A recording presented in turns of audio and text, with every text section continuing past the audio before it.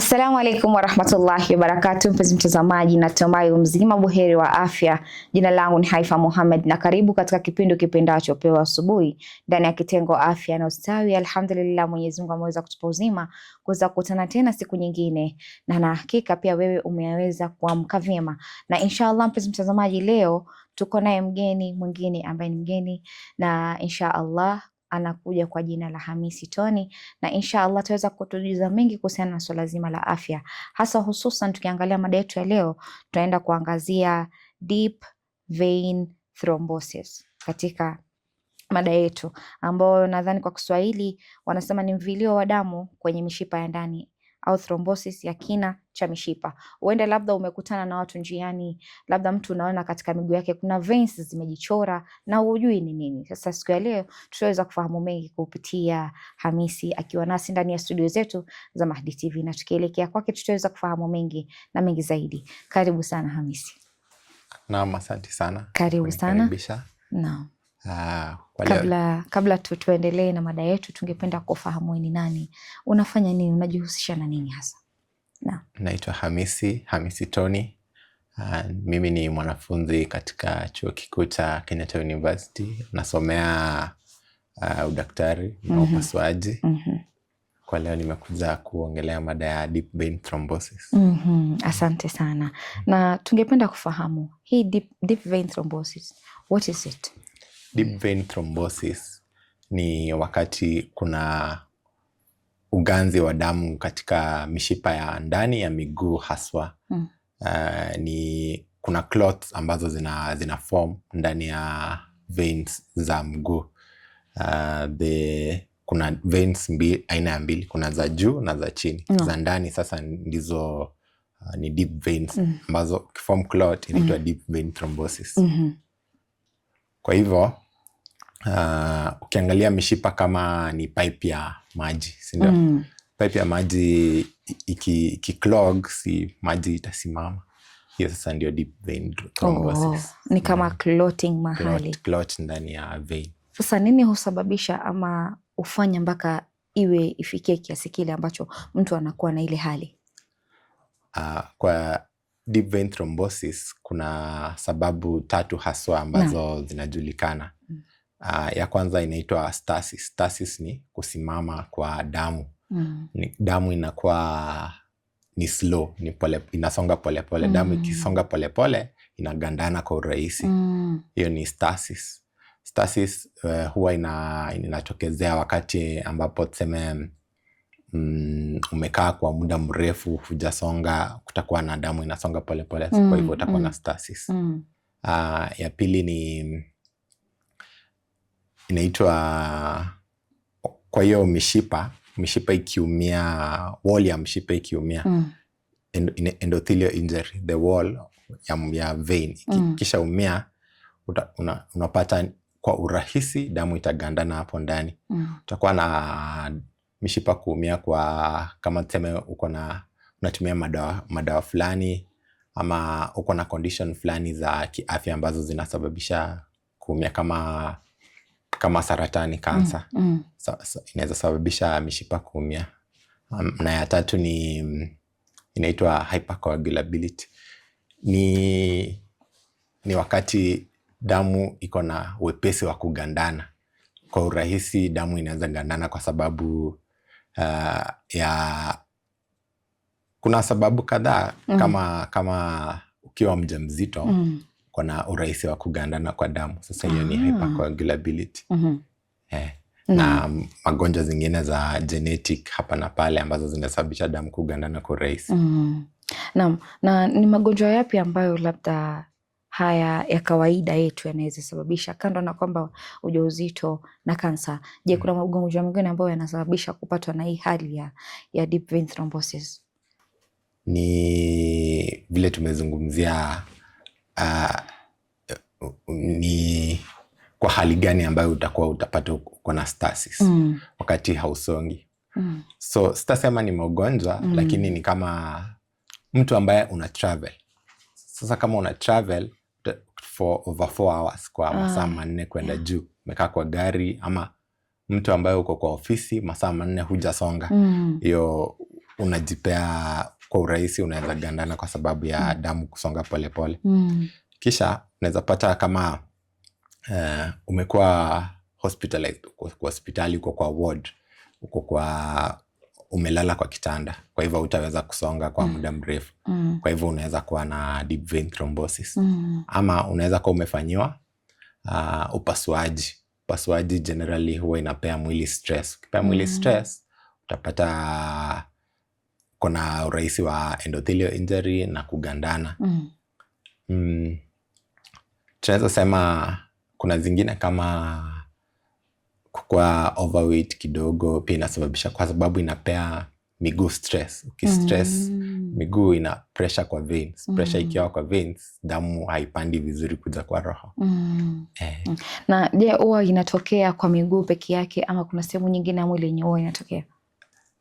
Sana sana ni kwa miguu, kwa sababu huko ndio damu ikishatoka kwa heart pump kwa arteries iteremke, kirudi inarudi veins kutoka kwa mguu. Huko chini ndio kuna urahisi wa damu kusimama. Ndio maana ni miguu hapa na kwa thighs. So hapa hivi na hapa. Sababu ambayo ni it's a deadly disease ni kuna kitu ambayo inaitwa pulmonary embolism. Wakati hii clot ambayo iko kwa mguu inasambaa, inatoka kwa mguu, inaanza kupanda juu kuja kwa roho. So ikipita mguu, ipande hadi kwa roho, inakuwa pumped to the lungs, mapafu. Kishafika kwa mapafu, itasababisha mapafu yasipate oxygen, kwa sababu ukipumua oxygen inaingia kwa mapafu, then inaenda kwa mwili ndio upate oxygen. Kwa hivyo ukisimamisha damu kuenda kwa mapafu, utapata oxygen. Usipopata oxygen, unakufa. In fact, ni one of the most common reasons ambazo unapata mtu alikuwa sawa, mlikuwa mnaongea, kisha anaanguka chini, anazirai, kisha anafariki. Ni sudden death. Kwa sababu clot ilipanda ikaenda kwa mapafu, akaaga na hamkujua. So mtu ataweza kujua vipi, what are the signs and symptoms ambazo mtu anaweza jua labda mimi niko na high chance ya kuwa na thrombosis? So tukianza na who is at risk, and then kisha tuongelee utajua aje uko na thrombosis. At risk ni hawa ambao tumeongelelea wa kutravel over 4 hours na ufanyi kitu, umekaa tu, kwa ofisi, pregnant women ambao wamefika zile miezi za juu kwenda miezi ya 8, 9 huko. Ndio tukuta wengine wamefura miguu. Huko ndio wakati umefura miguu. Tuko na ambao umefanyiwa surgery ama umeumia na umelazwa kwa hospitali kwa sababu huwezi ukasonga. Wale ambao ni overweight kidogo, BMI za over 30. Na kuna wale ambao uko na saratani, kansa ama matibabu ya saratani, hiyo pia inasababisha. Pia inaweza kuwa kwa wanawake ambao wanatumia madawa za usipate ujauzito, contraception. Especially inaitwa combined oral contraception, COCs. Hiyo huwa ni risk kwa especially ladies ambao wanatumia. Ni wanaiweka ni kama risk kwa sababu si kila wakati utapata, lakini uko na chance ya kupata, especially kama uko na ugonjwa kama hypertension ama una smoke, so uko na risk. Sasa utajuaje uko na hii deep vein thrombosis? The first sign usually huwa ni inakuanga side moja ya mguu, ni unilateral, mguu mmoja, depending kani left ama ni right. Kwa wanawake wajawazito sana sana ni left. Hiyo mguu utapata kuna signs za kufura, imefura, ni kubwa kuliko hii mguu ngine. So imefura, kisha ni kama ukiguza una feel kuna joto kwa mguu, na ni kama kuna uchungu, unahisi uchungu especially ukitembea. Unahisi uchungu hiyo side moja ya mguu. kisha hiyo ngozi ya hiyo side ya mguu itakuwa either imekuwa red ama imekuwa discolored kidogo ama imekuwa na veins ulivyosema. Na pia unaweza pata kama imekaa kwa muda mrefu utakuwa na ulcer hapo hivyo hiyo area. But sana sana over 50% huwa hupresent na symptom ama labda ulisikia ni mguu inakuuma kwa mbali lakini hukutilia manani. So most of the time kama haujafura ama hujahisi mguu hauwezi jua uko nayo. Utashtukia ambapo imefika ikakuwa pulmonary embolism. Imepanda kwa mapafu. Lakini ukishahisi hizo side moja ya mguu imefura na kuna warmth ama na uchungu, hizo ni signs za deep vein thrombosis. Kisha tukikuja kwa pulmonary embolism, kwa sababu zinaendana pamoja, ndio utapata sana sana ni kama una feel unapoteza hewa, ni kama umefanya exercise unahisi haupumui vizuri, ni breathlessness, na uchungu kwa kifua, na hizo sana sana ndio huwa signs za pulmonary. Hazikuangi very specific ujue, but ni kama hizo. But yani ni ngumu sana mtu kuweza kuzinotice. Ni ngumu kunotice. Because inakaa tu kama utadhani ni ugonjwa zingine. Maybe mtu ataona amegongwa mahali, ameumia mahali, atakapuuza. Au mtu mguu inamuuma, akachukulia maybe ni kawaida tu, akapata rob, ndo. Yeah. Thank you so much. And swala lingine ni kwamba is there a difference between deep vein thrombosis na other clotting? Clotting. Tuseme I don't know if it happens na upande, mfano tuseme kama mtu ako na ile kansa ya damu. Kuna kansa ya damu ambayo inaitwa leukemia. Lakini sidhani kama huwa inakuwa associated na clotting, but sana sana inakuanga ni kwa watoto, huwezi ipata kwa watu wakubwa. Na kama ni deep vein thrombosis, labda kudifferentiate ikuwe na hizi shida zingine za miguu, kama kuna inaitwa varicose veins. Ni unapata veins zimetokezea, zimejazana kwa miguu nje. Hiyo ni sema, unaweza sema si deep vein thrombosis, but ni varicose veins. So ziko na tofauti, maana unakuta mtu veins zimetoka kabisa, imechora ile. So huwa kuna tofauti. Kuna ile veins utaona lakini yani hazijafura. Kuna ya kuona na kuna ya kufura, na ni varicose veins. Ukiona veins zimefura nje ni varicose, kwa sababu damu haipandi vizuri. Okay. Pia ni risk factor sasa ya deep vein thrombosis. Okay. Okay. Na tukiangalia swali lingine ni kwamba how do lifestyle factors such as sitting for long hours or dehydration increase the risk? Kukaa sana ni vile tumeongelea. Ukikaa sana kwa muda mrefu, kwa sababu damu lazima ipite isonge, na jinsi ambavyo damu inatoka kwa miguu kupanda ni ukitembea huku nyuma kuna calf muscles yako. Ukitembea huwa ina squeeze, ni kama ina pump damu kutoka chini ya mguu inapanda. Ukikaa kwa muda mrefu hakuna hiyo kupump damu kutoka kwa mguu kuja juu kisha itembee. So unapata imekuwa haijasonga, so ni stasis, haisongi. Wakati haisongi unapata inakuwa na higher chances za kugandana. Na dehydration sasa tutaongelelea kama kwa damu kuna sema viscosity. Kama viscosity ni damu, urahisi wa damu kusonga. Kama damu haisongi rahisi ni viscous. Kama inasonga rahisi ni less viscous. So ukinywa maji huwa kama ina dilute damu tuseme. Kwa sababu damu ni over 70% water. Actually over 90% I think. Ukinywa maji ina dilute damu, so damu haiko viscous, haigandani kwa rahisi.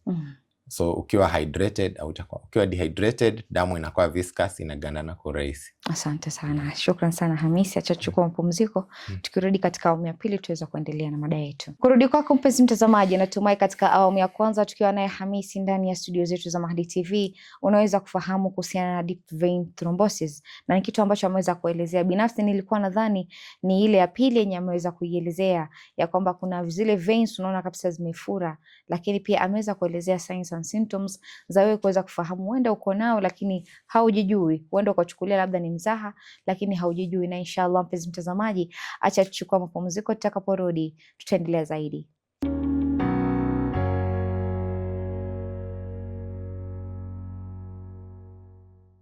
Assalamu alaikum warahmatullahi wabarakatuh. Mpenzi mtazamaji, karibu tena katika awamu ya pili ya kipindi kipendacho Upeo wa Asubuhi ndani ya kitengo Afya na Ustawi, tukiwa naye mgeni wetu ambaye anazidi kukuelezea na kukudadavulia mengi kuhusiana na swala zima la afya, haswa hususan tunapoangazia swala zima la deep vein thrombosis, ambalo nilikuwa nimewaambia pia nikawaelezea ni kwamba ni mvilio wa damu kwenye mishipa ya ndani. Ni kwamba ile mishipa anakwambia kwamba damu yani haiendi kwa kasi, yani kuna vile inavyotembea katika mwili tunavyojua damu inafaa ikimbie vizuri katika kila sehemu, lakini katika kule labda wanaopanda gari, wanaopanda ndege, kukaa ile masaa marefu chini bila kufanya kitu ama labda kuinuka, pia ni vitu ambavyo vinasababisha. Na inshallah mpenzi mtazamaji, tukielekea kwake tutaweza kufahamu mengi na mengi zaidi ambao ameweza kutuangazia. Naam, karibu sana. Asante sana. Naam, tukiendelea na mada yetu kuhusiana ile swala la thrombosis. Kuna mahali ulikuwa umegusia kuhusiana na genetics. Hii genetics inahusiana vipi na ile swala la deep vein thrombosis? Genetics ni wale ambao wako na urahisi wa kugandana kwa damu. Zinaitwa kwa medical terms thrombophilias. Wakati kwa sababu kile ambacho kinafanya damu igandane, tuseme kisha katika damu inatoka kisha inagandana, unaona damu imeacha kutoka. Hiyo ndio usaidizi wa kugandana kwa damu. Watu hawa wana urahisi wa kugandana kwa sababu hizo vitu ambavyo zinafanya damu igandane zinaitwa platelets, ziko kwa wingi. Zinafanya sasa ndani ya damu yako, ndani ya mishipa, damu haifai kuganda. Zile ambazo zinazuia damu kuganda na zinafanya damu kuganda ziko na imbalance. Za kuganda ni mingi kuliko za kuzuia. Kwa hivyo unapata anakuwa na thrombosis ndani ya mishipa. Hiyo ndio genetics sana sana inaingiliana. Maana kidogo niseme genetics labda ni urithi, labda mtu kurithi kutoka kwa familia. Hizo ni za magonjwa za kurithi. Ni rare most of the time, but ni ugonjwa za kurithi. Thrombophilias, factor 5 Leiden ni za kurithi kutoka kwa familia, lakini ni rare usually, huwa hazipatikani kwa urahisi. Sawa. And tukiangalia swala lingine ni kwamba what diagnosis tests are commonly used to confirm DVT? Kwa DVT, for diagnosis, the main one, apart from sasa hiyo history yako ya kukuja mguu imefura, kuna warm skin imechange, ni shiny. The most common one ni ultrasound, inaitwa Doppler ultrasound. Doppler ultrasound ni kuangalia ndani ya mishipa. Nje ni non-invasive au ingie ndani, ni kuangalia kutoka nje. Kama ushaifanywa ultrasound ya tumbo, unaweza jua ni probe tu inapitishwa hapo kwa mguu chini. Wanaangalia ndani ya mishipa kama kuna clot ama hakuna clot. Hiyo ndio most common ya kudiagnose. Kisha kuna test za damu wanaweza fanya kuangalia kama kuna clotting ndani ya damu. Naam, shukrani sana. Na swali lingine ni kwamba how effective are blood thinners and what precautions should patients take when using them? So ukishapata deep vein thrombosis, moja ya matibabu ambayo tunapeana ni blood thinners. Blood thinners ni dawa ambazo zinafanya damu ikae less viscous, vile ambavyo tulisema kwa awali, kisha ndio iende kwa kasi. Huwa hazitoi clot, but zina reduce formation of new clots, na zina reduce clot ingine haitaform baada ya hiyo. Hii ambayo ipo awali itapungua polepole normally. So the normal blood thinners wanapeana ni heparin. Heparin ni injection huu unapewa for depending on your condition usually. Na inaweza kuwa 3 months, around 3 months unapewa, kisha inapunguza. Kisha kuna pia warfarin. Hiyo sasa ni tembe, sasa ni oral. Unapewa oral warfarin for pia ni 3 to 6 months. Kuna zingine mpya zimekuja kwa market zinaitwa enoxaparin, ni majina ya madawa, lakini huwa pia zinasaidia kupunguza clot na prevent clot mpya kutengeneza. Period pia bado ni 3 to 6 months. Ni very effective kwa kutibu na kureduce chances of new clots to form. Na ni very effective. Wanakuambia madaktari ni watu wa maneno machache. Kweli. Na tukiendelea zaidi kuangazia kuhusiana hilo swala ni kwamba does regular exercising or hydration play a significant role in prevention? Kwa hivyo exercise kama uko na thrombosis ambayo imekuwa diagnosed au kwangi advised kufanya exercise, kwa sababu hiyo clot inaweza dislodge iende kwa lungs, cause pulmonary embolism vile tulivyosema. Lakini hydration ni very key kwa kureduce viscosity ya damu na ndio damu isonge kwa kasi. Kisha ndio maana tunaambiwa kama unaongelelea exercise zinaitwa calf exercise, ambapo umekaa for long hours, over 4 hours. Kama uko kwa gari, kama ni gari, unaweza simama utembee every 2 hours. Unaweza simama utembee.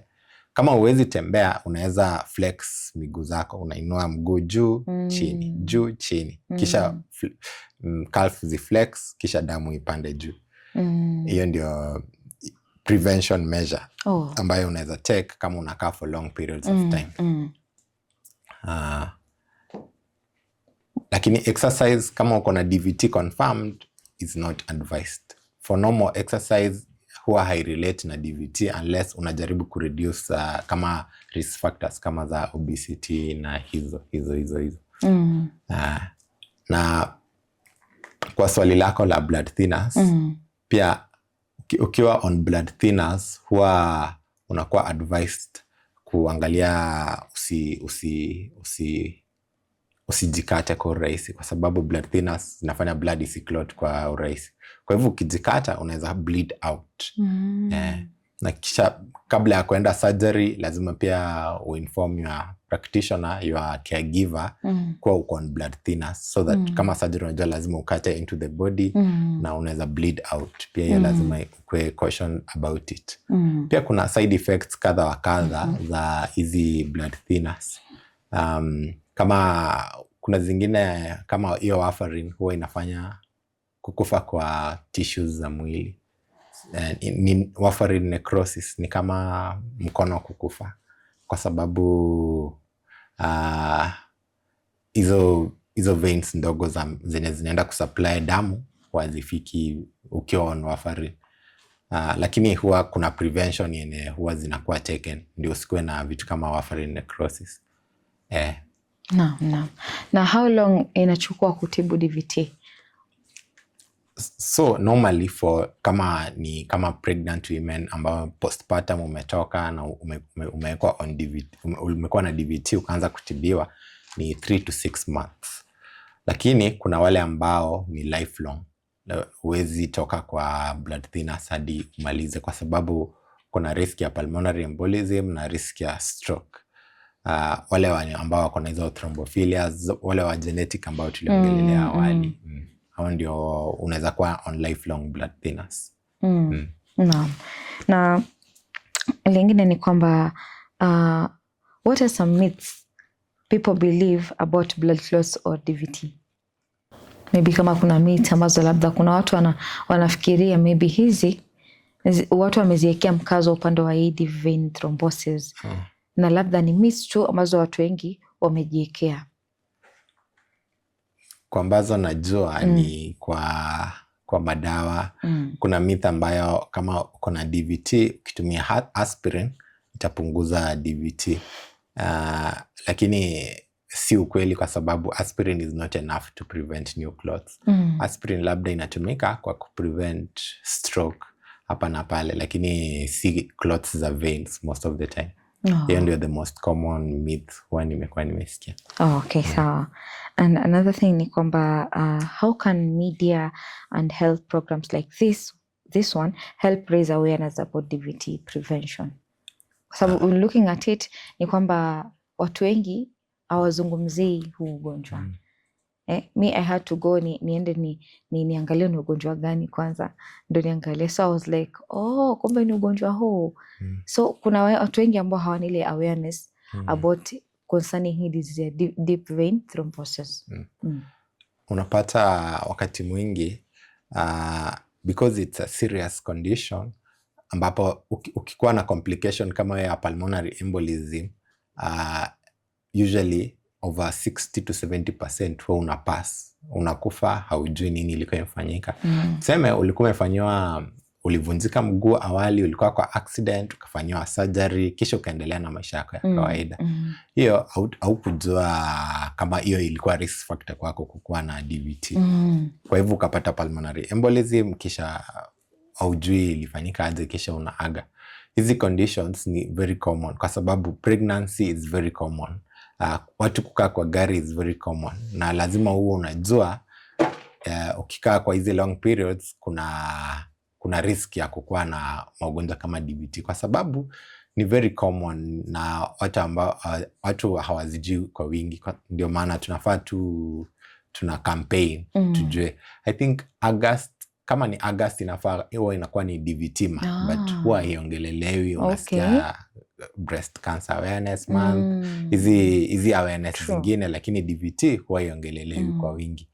Kwa hivyo tunafaa tuizungumzie, watu wajue uko aje nayo, risk factors, na kutibu, kuprevent. Kama hiyo kutembea tu kwa gari inaweza saidia mtu, ama kama uko hospitali na unajua utakaa hapo for a long time, over 10 days, unafaa uongee na caregiver wako. Kuna risk ya hii kitu, nafaa nisaidike, test gani inaweza fanyiwa nisikue na DVT na sijui. Tukimalizia ni kwamba if kama mtu amejipata ako na hiyo nini immediately, is there a first aid ama mtu anafaa kufanya nini? First aid hakuna. Watu wanasema ufunge mguu, hiyo pia I think ni myth. Lakini haufai kufanya hivyo. Unafaa uende hospitali, wafanye tests, D-dimers kwa damu ama ultrasound, kisha uanzisho on blood thinners. Hiyo ndio the most effective way ya kumanage, kwa sababu si kama yeye unaweza fanya CPR kisha DVT kwa sababu ukijaribu kufanya kitu kama massage kwa mguu, pia hiyo ni myth. Kufanya massage kwa mguu itadislodge, iende kwa lungs, kwa mapafu, kisha upate embolism, kisha ufariki. Na kwa mtu mwenye labda ameenda ndo anasafiri, huenda huyu mtu akona huo ugonjwa, anajua ako nao, huyu mtu atacontrol vipi the moment anapanda maybe kwa ndege ama kwa gari, kwa sababu ile inafaa tena akae chini tena ule muda mwingi. Yes, akona huo ugonjwa, lakini hana hizi any other transportation, especially ni hiyo tu peke yake iko. Mtu kama huyu anafaa kuwa vipi? So kuna prophylaxis ni yani prevention kabla ya kuanza hiyo safari. Unawekwa ona oral blood thinner kama hiyo yenye tuliongelelea, huwa inapeana prophylactically, ama pia watu wako hospitali ni hivyo wanafanyia. Pia watu wana travel na uko nayo, unapewa hiyo prophylactic, I think ni 28 days blood thinner. Huwa ina reduce risk ya kukuwa na DVT. In fact, sidhani kama utapata DVT kama uko on that blood thinner. Na si injection, ni tembe tu. Asante sana. So ni kitu gani ambacho labda ungependa kusisitiza kwa mtazamaji wetu ajue kuhusiana na hili swala? Ningependa kuambia it's very common. Deep vein thrombosis ni very common condition. Huwezi jua, unafaa kuwa aware of the risk factors, kisha ujue vile prevent. Kwa sababu vile ambavyo tumeongelelea, kutembea, kucough pump ukiwa umekaa chini, hizo ni common things, common knowledge. Unafaa ujue kama una travel ama uko kwa hospitali, usaidike. Pia unaweza, kama watu wa kutravel pia, naweza wa advise utafute compression stocking. Inaitwa compression stocking. Ni socks ambayo inabana mguu. Ukivaa hiyo socks ambayo inabana mguu, huwa itasaidia na kupandisha damu. Yes, asante sana Hamis kwa kuweza kuwa na wewe katika awamu hii. Nashukuru sana. Asante sana. Na naamini tutaweza kuwasiliana zaidi kujuzana kuhusiana na masuala ya afya. Asante sana. Kurudi kwako mpenzi mtazamaji, natumai katika awamu ya pili tukiwa naye Hamisi ndani ya studio zetu za Mahdi TV, naamini umezidi kufahamu mengi kuhusiana na deep vein thrombosis, na pia wanakuambia ndio unafaa kwenda kufanya research. Angalia zaidi mitandao, siku hizi iko very fast, mitandao ni mikubwa, unaweza kufahamu mengi kuhusiana na masuala ya ugonjwa kadha wa kadha. Isije kwamba labda uko na hatari fulani na haufahamu. Inshallah mpenzi mtazamaji, kufikia hapo sina mengi ya kusema isipokuwa ni kuambia maasalam.